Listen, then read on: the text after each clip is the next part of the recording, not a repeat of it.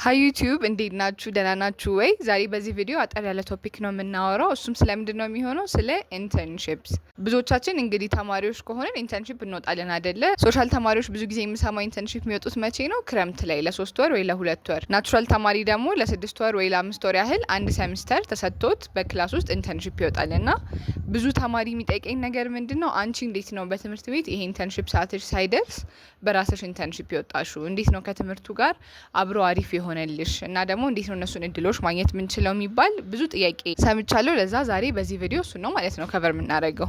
መጀመሪያ ላይ ከቨር ማድረግ የምፈልገው ቶፒክ ምንድን ነው ኢንተርንሺፕ እኔ አይምሮ ውስጥ የነበረው ስዕል እና ከዛ በኋላ ደግሞ የምርም ኢንፐርሰን ሄጄ ኢንተርንሺፕን ስሰራ ያየዋቸው ነገሮች ኢንተርንሺፕ የምር እንደዛ ነው ወይ ብዬ እንዳሰብኩት ነው ወይ የሚለውን ነገር ዲስከስ እናደርግ። ኢንተርንሺፕስ ተማሪ እንደሆናችሁ ካወቁ ወይም ደግሞ እናንተ ተማሪነት ሌቭል ላይ ሆናችሁ ኢንተርንሺፕ ከጀመራችሁ እንደ ፉል ታይም ኤምፕሎይስ አትጨነቁም። እንደ ፉል ታይም ኤምፕሎይ አያስጨንቋችሁ። ለምሳሌ እኔ የምሰራበት ቢሮ ኢንተርንሺፕ ሪኳየር የሚያደርጉት በሳምንት 10 ሰዓት ቢሮ በአካል ሄጄ ከዛ 10 ሰዓት ደግሞ ቤቴ ሆኜ እንድሰራ ነው ማለት ከኔ የሚጠበቀው 20 አወርስ ፐር ዊክ ነው ማለት ነው። ከ20 አወርስ ፐር ዊክ ደግሞ ቤታችሁ ሆናችሁ የምትሰሩበት ሰዓት ካለ በጣም ይቀልላችኋል። 10 ሰዓት ብቻ ቢሮ መሄድ ማለት ክላስ የሌላችሁ ቀን እኔ እንዴት ነው ማደርገው? ክላስ የሌለኝ ቀኖች ላይ ሰኞ ከሰዓትና ሮብ ጠዋት ወይ ምናምን ብቻ 5 ሰዓት 2 ቀን ግማሽ ቀን አድርጌ እሄዳለሁ እና እሱ በደንብ ማኔጀብል አድርጎታል። የቤቱን ስራ ደግሞ ከእንቅልፋችሁ ሰዓት ትንሽ ቀንሳችሁ ወይ ደግሞ ያን ያህል ስትረስፉል ስራዎች የሉም ኢንተርንሺፕ ላይ እና ከእንቅልፋችሁ ትንሽ ቀነሳ አድርጋችሁ መስራት ትችላላችሁ የቤታችሁን ሰዓት። ከዛ ደግሞ ስራው ላይ ስንመጣ ደግሞ ምን ስራ ይሰጣል፣ ስራው በጣም ይከብዳሉ የሚለው ኢንተርንሺፕ ኢዝ ኦል አባውት ኤክስፒሪየንስ። ማለት እናንተ ኢንተርንሺፕ ውስጥ የገባችሁት አንድ ነገር ላይ በቃ ግዴታ ይሄ ነገር ላይ ነው መስራት የምፈልገው ይሄ ነው መሆን ያለበት ብላችሁ አስባችሁ ሊሆን ይችላል። ግን ኢንተርንሺፕ እንደዛ አይደለም። ማለት እናንተ አሁን ዛሬ እኔ አሁን ለምሳሌ ስንት ቲም ውስጥ ገብቻለሁ እስካሁን ኢንተርንሺፕ ከገባው 4 ቲም ውስጥ ሰርቻለሁ። 4 ቲም ማለት ፕሮጀክት ማኔጅመንት ውስጥ ትሰራላችሁ፣ ቴክኒካል ማለት ኮዲንግ ምናምን ውስጥ ትሰራላችሁ። ከዛ ደግሞ የሆነ አዲስ ፕሮጀክት ሲመጣ ደግሞ እሱም ውስጥ ካሪኩለም ዴቨሎፕ ልታደርጉ ትችላላችሁ። ብዙ ቲሞች አሉና ትንሽ ጊዜያችሁን አንድ ቲም ውስጥ ቀጣይ ጊዜያችሁን ሌላ ቲም ውስጥ ምናምን እያደረጋችሁ እናንተ the whole point of internship ምንድነው እናንተ እውቀት እንድታገኙበት ኤክስፒሪየንስ እንድታገኙበት እና የምርም ይሄን ነገር ነው ወይ የምፈልገው ይሄኛው ነው ወይ ለኔ የተባለው ወይም የትኛው ሜጀር መስጦኛል የትኛው ውስጥ ነው በደንብ መስራት የምፈልገው የሚለውን እናንተ ዲስከቨር እንድታደርጉበት ነው። ከዛ ወደ መጀመሪያው ሀሳቤ ስመጣ ኢንተርንሺፕ ምን ይመስላል ብዬ አስቤ ነበር መሰላችሁ። ጭንቅላቴ ውስጥ ኢንተርንሺፕ ካላችሁ በቃ በዛ ሰዓት ትሄዳላችሁ፣ ቁጭ ብላችሁ ትሰራላችሁ። ሱፐርቫይዘሮቻችሁ ኮስታራ ሰዎች ነው የሚሆኑት። የእነሱን ዴድላይን የሚታደርጋላችሁ ማለት በቃ ለዛሬ 10 ሰዓት አስገቢው ካሉ በቃ ደንግጣችሁ ተሯሩጣችሁ እሱን ትሰራላችሁ ምናምን እና ኤቭሪቲንግ በቃ ስትረስፉል አድርጌ ነበር ያሰብኩት የኢንተርንሺፕ ኤክስፒሪየንሴን። ግን ኢን ሪል ላይፍ ሳይሆን እንዴት ነው ዴድላይን ኦፍ ኮርስ የሚታደርጋላችሁ ከእናንተ የሚጠበቀውን ይሄን ስራ በዚህ ሰዓት አድርሽልኝ ወይም ይሄን ስራ በዚህ ሰዓት አድርስልኝ ከተባለን እሱን ሚት ማድረግ ግዴታችሁ ነው። ነገር ግን ሱፐርቫይዘርስ እኔ እስካሁን እንግዲህ እስካየሁት 3-4 ሱፐርቫይዘር ኖሮኛል እስከዛሬ። እነሱ እናንተ በደንብ ኤጁኬትድ እንድትሆኑ ነው የሚፈልጉት ፊልድ ውስጥ እና ይሄ ካልገባሽ ጠይቂኝ አስረዳሻለሁ።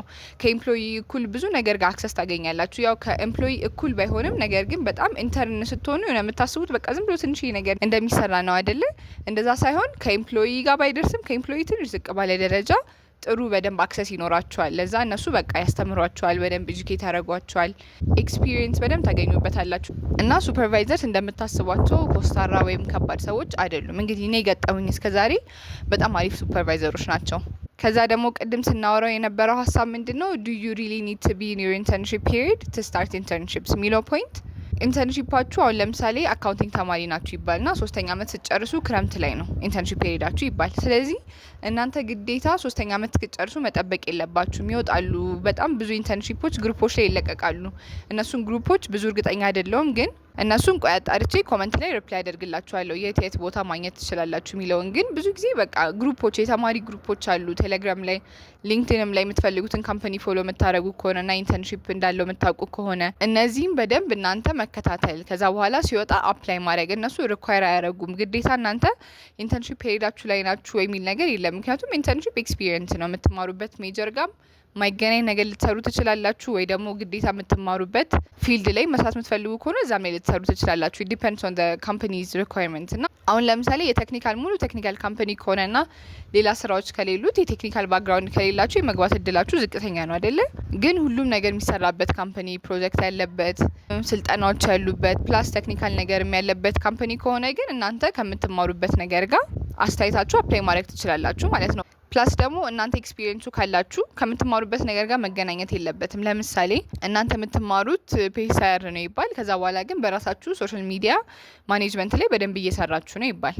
ከዛ በኋላ እናንተ ለአንድ ኢንተርንሺፕ አፕላይ ስታደርጉ ሜጀርሽ ፒኤስአር ነው ሶሻል ሚዲያ ማኔጅመንት ላይ መስራታችሁም አይሏችሁም። በደንብ ፎከስድ የሚሆኑት ምን ላይ ነው? ኤክስፒሪየንሳችሁ ላይ። ለዛ እናንተ የምትፈልጉት ነገር ላይ ኤክስፒሪየንሳችሁን ማዳበር ጀምሩ። ግዴታ ትምህርታችሁ መሆን የለበትም። በዚህም በዛም ብላችሁ ኦንላይን ኮርስስ ውሰዱ፣ ሰርቲፊኬት አገኙ። ሰርቲፊኬት ደግሞ ባትችሉ ብዙ ጊዜ ዩደሚ ወይ ኮርሴራ ላይ አይ ቲንክ ፋይናንሻል ኤድ ከጠየቃችሁ 100% ፋንድ ያደርጓችሁና ይሰጧችኋል ሰርቲፊኬቱ። ነገር ግን ሰርቲፊኬቱ መሰጠት ባይችል ራሱ ስክሪንሾት አድርጋችሁ ታሳያችኋላችሁ። ይሄን ወስጃለሁ ሰርቲፊኬት ባላገኝም ብላችሁና what internships require is a very good experience እንጂ ግዴታ ትምህርታችሁ መሆን ማለት የለበትም። ከዛ በኋላ ኢንተርንሺፕ አገኛችሁ። ምን ማድረግ አለባችሁ? ኢንተርንሺፕ ስታገኙ the first thing ኢንተርንሺፕ ያን ያህል አይቆጣጠሩኝም ብላችሁ በጣም ኬርለስሊ የምትወስዱት ከሆነ ኢንተርንሺፓችሁን በቃ ኤክስፒሪየንስም ላታገኙ ነው።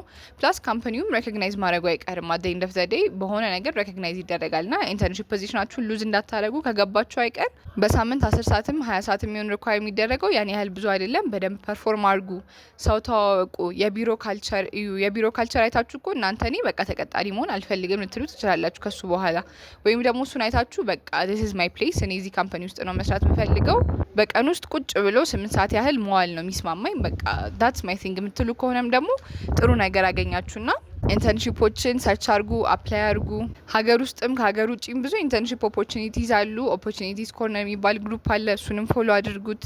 ከዛ እሱ ደግሞ የውጭ ኢንተርንሺፖች ናቸው። እዛም ላይ ትራይ፣ ሁሌም አት ዘ ኤንድ ኦፍ ዘ ዴይ ትራይ ዩር ቤስት። ከዛ በኋላ ሞክራችሁ አንድ ጥሩ ነገር መምጣቱ አይቀርም ና ቴንክ ዩ ፎር ዋቺንግ። ስለ ኢንተርንሺፕ ልነግራችሁ የፈለግኳቸው ነገሮች እነዚህ ናቸው። ሌላ ጥያቄዎች ካሏችሁ ኮመንት ላይ ንገሩኝ ና ለመመለስ ሞክራለሁ። ቴንክ ዩ